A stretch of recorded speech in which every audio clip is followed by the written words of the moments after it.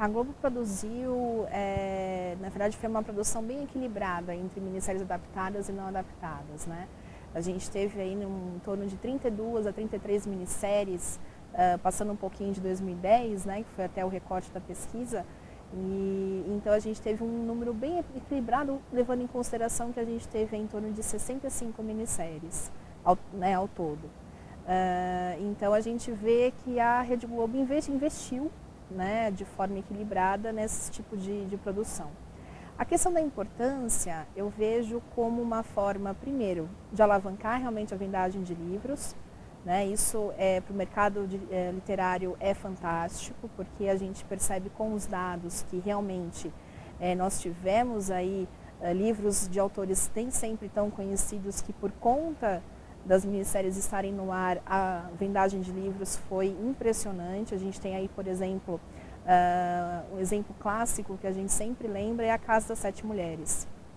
A Letícia Verchovsky, ela tinha vendido um pouco mais de 5.000 exemplares na época do lançamento e 4 anos depois, com a minissérie no ar, ela consegue a vendagem aí em 2 semanas de exibição da minissérie para 50.000 exemplares. Então, isso a gente já imagina como movimenta o mercado e como isso acaba sendo realmente uma forma de incentivar a leitura. Inclusive, se a gente for pensar aí nesse cenário brasileiro que a gente tem, né? Um Brasil que não lê. A gente teve agora recentemente a pesquisa Retratos do Brasil, da leitura no Brasil, que mostrou aí que 30% dos brasileiros não compram livros, nunca compraram livros, 44% apenas que não leem. Então a gente olha para isso e fala, bom, é um produto que incentiva a leitura, que movimenta o mercado editorial, então com certeza tem uma importância muito grande, além de legitimar a televisão, né, como um produto cultural. Então acho que a minissérie, assim como outros, assim como o cinema, filmes também que foram, né, a gente tem recentemente as séries Game of Thrones, as questões aí o Crepúsculo, né, a saga Crepúsculo, coisas mais de adolescentes, jovens e tal, mas isso acaba ajudando a vendagem de livros. Então são produtos interessantes e que ajudam um país aí que tem um retrato da leitura muito ruim, né? A gente acaba sempre tendo essa sensação. Tem gente que não gosta de ir ao cinema antes de ler o livro e a crítica sempre vai existir. Né? As minisséries passaram, a gente vê nas produções que sempre tinham algumas notícias, alguns artigos que saíram no jornal criticando a produção, falando que não era uma produção fiel à obra, e muitas são inspiradas apenas também. Mas, de qualquer forma, incentivam a vendagem da obra original. Agora, também temos exemplos. A gente tem uma discussão grande, por exemplo, com Carandiru. Né? O filme Carandiru foi um filme muito bem aceito pela crítica e o livro também. Então a gente percebe que tem sim adaptações muito interessantes e que conseguem aí fazer realmente o retrato da obra de uma forma muito bacana.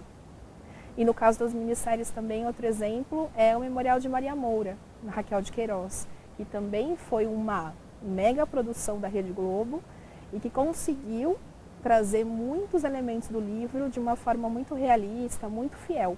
Então a gente acaba vendo que tem aí, né, produções que são mais fiéis, menos fiéis, mas que os autores e os diretores também, quando eles falam muito sobre isso, eles querem deixar muito claro que muitas vezes são inspirações, né? Não tem aquela obrigatoriedade de ser uma obra realmente fiel àquela original. Mas, de qualquer forma, eu acho que, mais uma vez, isso incentiva cada vez mais a procura pelo livro, pela obra original. Muitas vezes traz um autor que é desconhecido para o mercado. E essa coisa da gente, de incentivar a leitura também, muitas vezes vai de encontro com essa característica da gente pensar nos atores. Né? Então, Memorial de Maria Moura que eu citei, a gente tinha a Glória Pires como a principal atriz. Então isso também faz com que a pessoa leia o livro relembrando um pouco a minissérie, já tendo uma característica do personagem, comparando, e aí torna também um leitor mais crítico e um telespectador também, né, com possibilidade aí de comparar duas obras, né, duas produções culturais.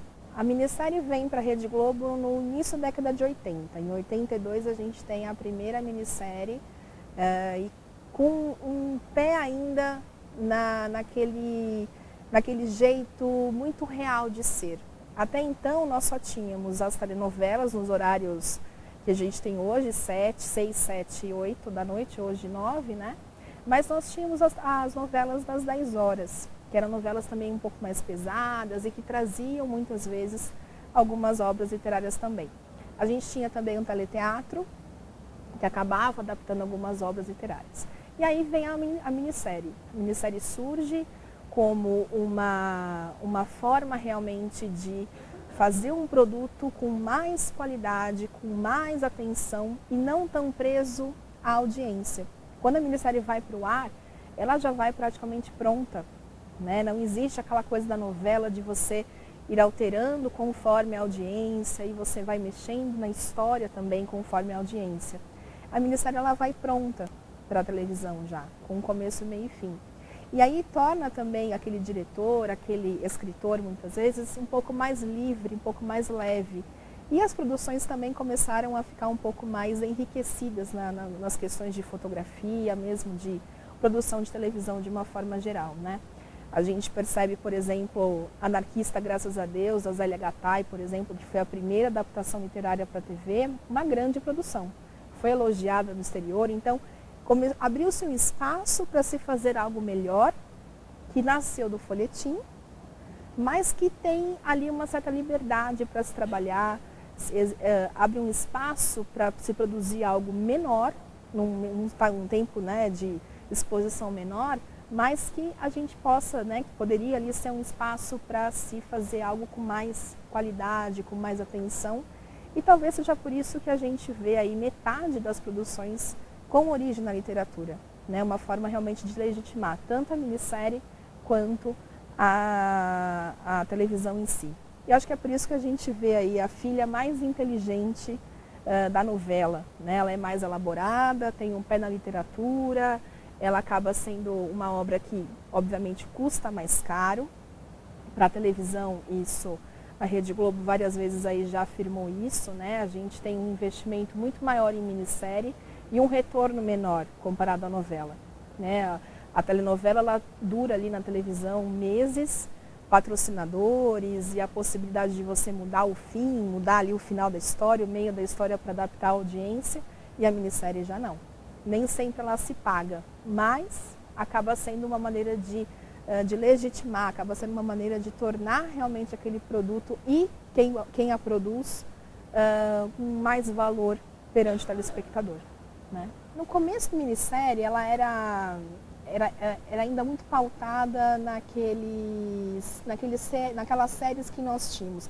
No final da década de 70, a gente tinha os enlatados americanos muito fortes, né, na televisão. E aí o pessoal começou a querer imitar. Então, a primeira minissérie, uma das primeiras minisséries que a gente viu, foi justamente a minissérie que contava a história de um crime passional que tinha acontecido.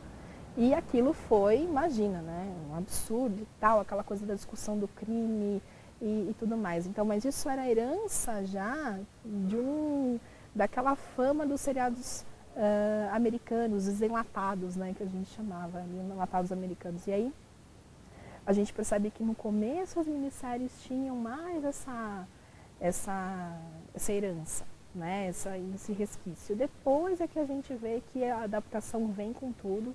E a partir de 84, entre 84 e 90, foram 6 adaptações uma atrás da outra. Nelson Rodrigues, Zélia Gattai.